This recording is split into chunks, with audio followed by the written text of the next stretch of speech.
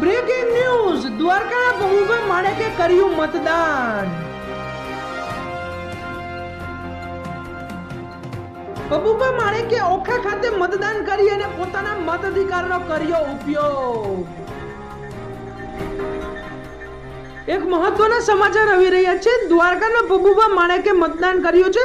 તેમને તેમના મત વિસ્તાર ઓખા ખાતે મતદાન કરી અને પોતાના મતાધિકારનો ઉપયોગ કર્યો છે। નમસ્કાર।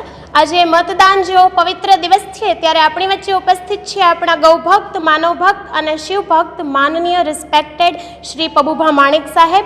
એ પણ આજે એમનો પવિત્ર મતદાન કર્યું છે। તો હું શ્રી પબુભા માણેક સાહેબને પૂછું કે સાહેબ, આજના દિવસ વિશે, આજે આપે પણ આપનું પવિત્ર મતદાન કર્યું છે, તો આજના દિવસ વિશે આપનું શું કહેવું થાય છે? શિવ આપણા દેશની અંદર દર વર્ષે ઘણા બધા તહેવારો આવે છે। ઈદ આવે છે, દિવાળીઓ આવે છે।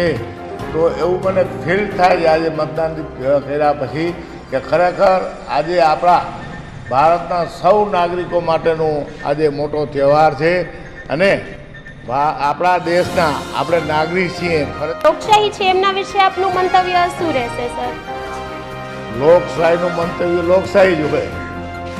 તો જેવી લોકશાહી આપણા ભારતની અંદર જે લોકશાહી પ્રૂફ કર્યું છે આટલા વર્ષોની અંદર કે ખરેખર લોકશાહી આપણા ભારતની અંદર છે। ઘણી જગ્યાએ લોકશાહીઓ હતી પણ એ ટકી નથી રહી।